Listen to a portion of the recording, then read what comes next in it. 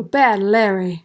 What's up, everyone, and welcome to the Bad Larry Kingdom. I'm your host, Bad Larry, and today we are introducing for the first time on the channel the Excalibur team of Captain Britain, Rachel Summers, aka Phoenix, Kitty Pryde, aka Shadowcat, Nightcrawler, and Meggan. I am fully aware of these characters, but I can honestly tell you I have never read an Excalibur comic before. This is my first one. This issue is dated March of 1989, is written by Chris Claremont and drawn by Alan Davis. In my playlist, I have it 34 of 39 in the Inferno saga. But as far as the timeline goes, this issue is occurring somewhere after Uncanny X-Men number 240 and X-Factor number 36. The Goblin Queen is still alive. Naaster is just changed into his red skin techno-organic upgrade. And we are still kind of at the peak of the Inferno phenomenon.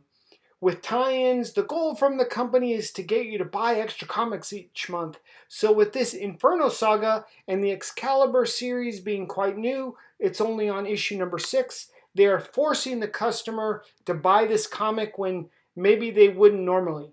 Before we launch into the story, let's rate that cover! It's not that I'm being overly generous. I rate it as I see it. The details, the colors, the perspective, the tie-in with the Inferno saga, it all draws me and wants me to check the contents inside. I can't really find any faults, so I rate this cover an A+, 100%. If you weren't aware, the Excalibur team is located in Britain, and the 5 members all live in a lighthouse. Being so far away from the epicenter of the Inferno phenomenon, which is occurring in Manhattan proper, New York City, there must be something that draws this team all the way from England to New York City.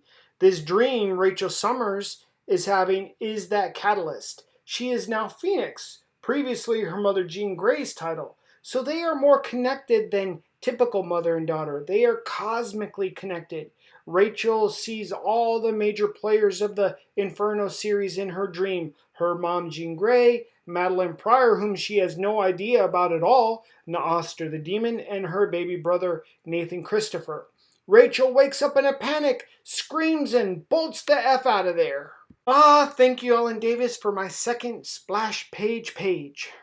Kudo points. As we can see, the title of this issue is Goblin Knight. Not very clever, kind of playing on a cheesy 80s zombie thriller or teen slasher flick, but it gets the job done.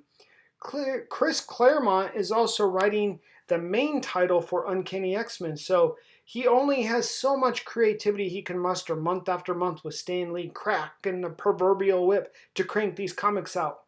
Rachel Summers transforms, well, I mean, what would you call it? Maybe flame on? But that's the Human Torch's thing. Maybe she activates Phoenix mode and doesn't bother taking the door. Just blasts through the center of the lighthouse, through 2 floors, almost taking out her teammates in the process, as she needs to go help her baby brother Nathan Christopher. I do appreciate the urgency. When there's trouble, heroes need to jump into action. The environment be damned. Some of the inter-team interactions in this issue are just kind of weird. Like here, when Rachel Summers activated her Phoenix mode, her telekinesis powers combined with the Phoenix powers changed Shadowcat's clothes into a little baby's outfit, complete with bonnet and bassinet. By accident, mind you, but still, it's kind of weird, right?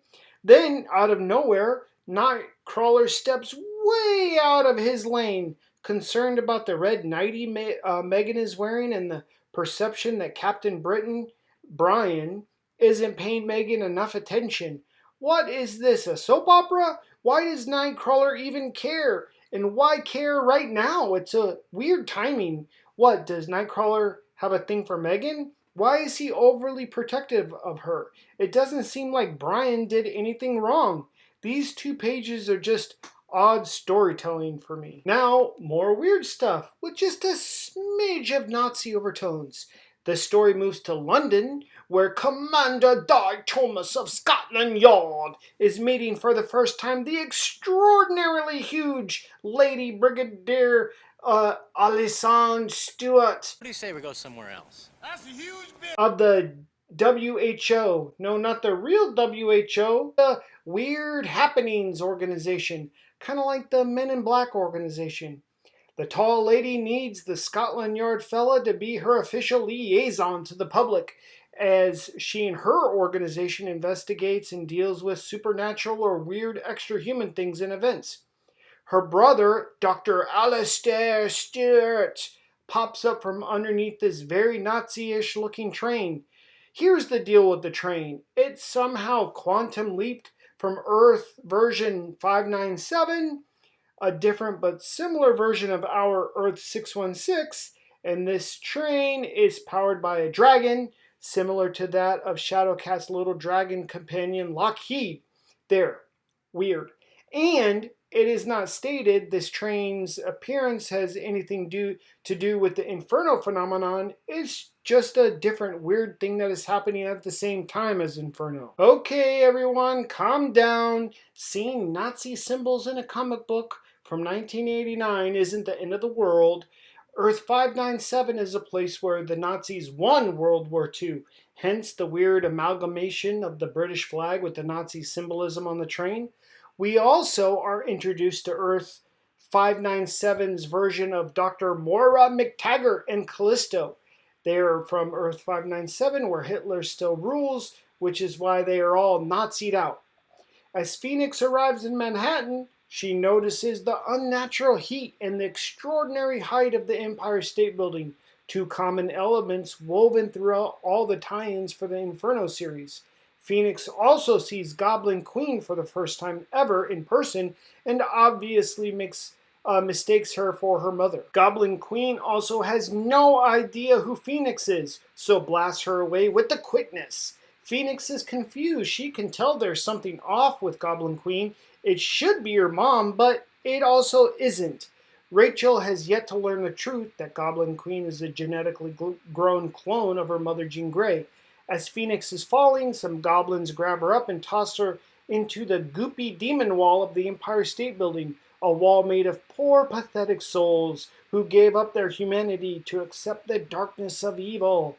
Meanwhile, the other four members of Excalibur are making their way to New York, albeit much slower than Phoenix, as Captain Britain and Meggan can only go as fast as Nightcrawler and Shadowcat will allow them because they have to carry them.